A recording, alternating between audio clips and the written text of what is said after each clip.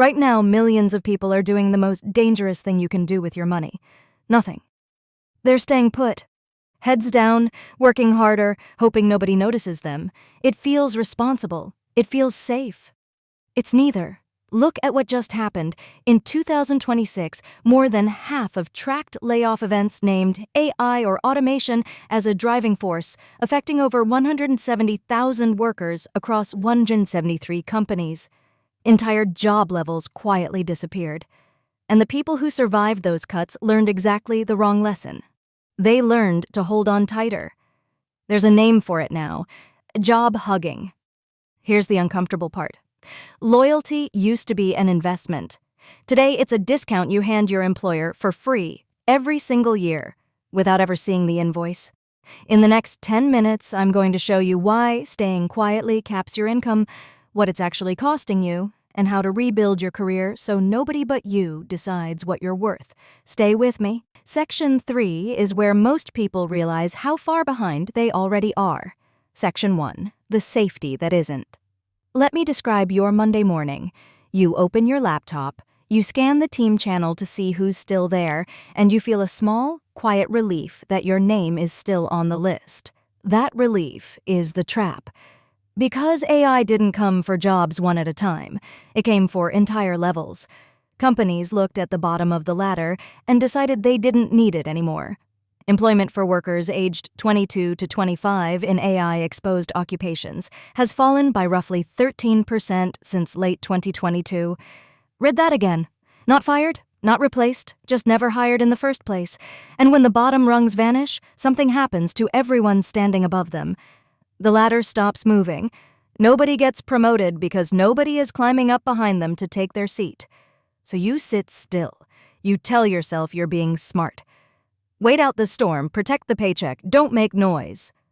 But a job is not a shelter. A job is a contract that one side can cancel. In one 2026 survey of 825 executives, 99% said they expect AI to cause at least some headcount reduction within 2 years. That's not a forecast about somebody else's company. That's your leadership team in a meeting you were not invited to. And here's what almost nobody says out loud. The scariest outcome isn't getting cut, it's staying, because the people who stay start accepting smaller raises. They stop asking uncomfortable questions. They become cheap, quiet, and easy to keep.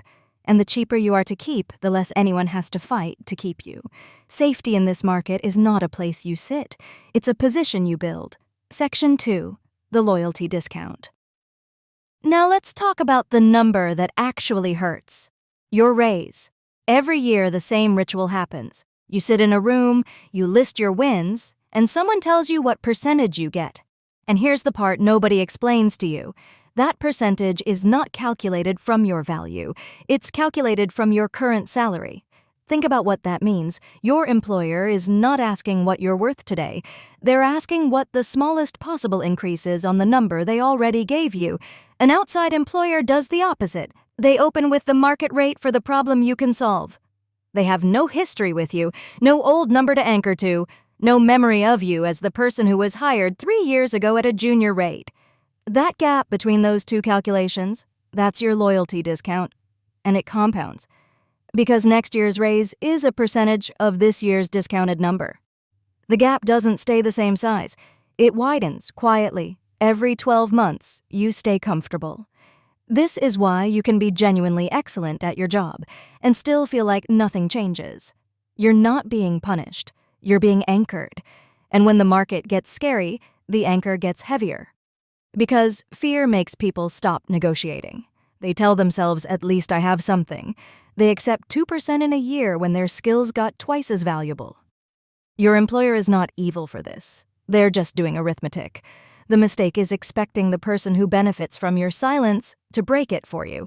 Nobody is going to walk into your office and say, "We've been underpaying you, let's fix that." That conversation only happens when you start it. Section 3, your skills have an expiry date. Here's where most people get this completely wrong. They think experience accumulates. It doesn't. It expires. Look at what companies are actually doing. 21% have already frozen entry-level hiring because of AI, and by 2027, nearly half expect entry-level hiring to be eliminated at their organization. Now, ask the real question. If the tasks at the bottom are being automated, what happens to the person whose job is mostly a slightly bigger version of those tasks? You are not competing with a robot. You are competing with a coworker who uses one, and this is the part that stings.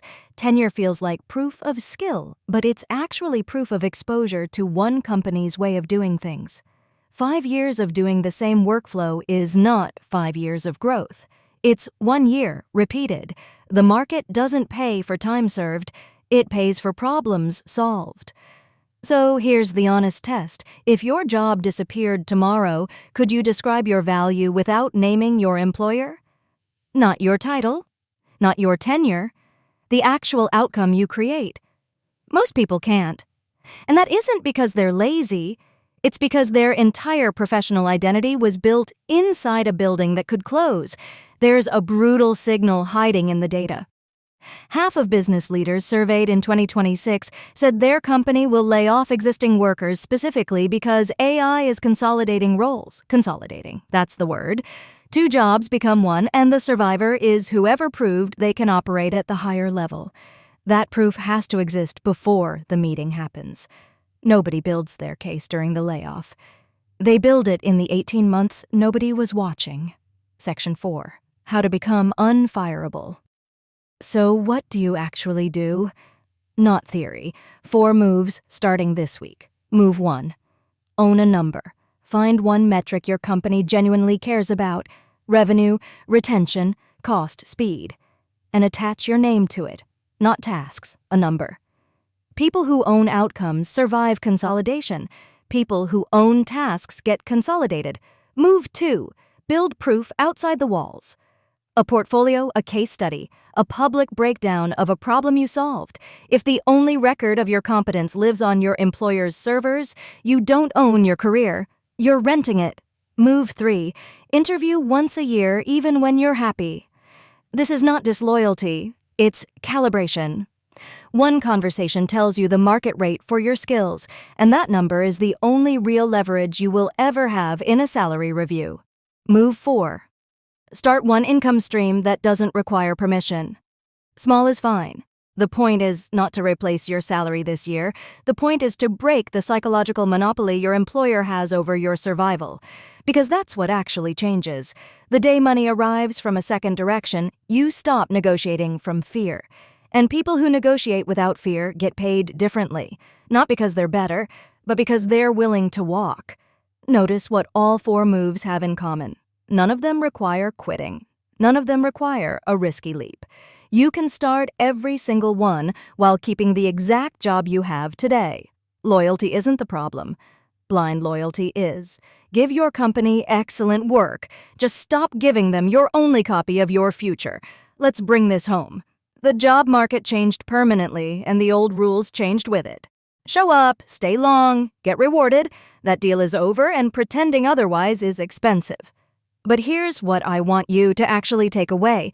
Everything I just described is inside your control. Not the economy. Not your CEO's AI strategy. Your leverage. Own a number. Build proof outside the building. Check your market price once a year. Start one stream nobody can switch off. Do those 4 things for 12 months, and you become something rare, not just employed. Chosen? The people who come out of this decade ahead aren't the ones who held on tightest. They're the ones who quietly built options while everyone else was hugging a desk. You're early enough. Start with Move 1 this week. If this shifted something for you, subscribe. I'm building this channel for people who refuse to stay stuck.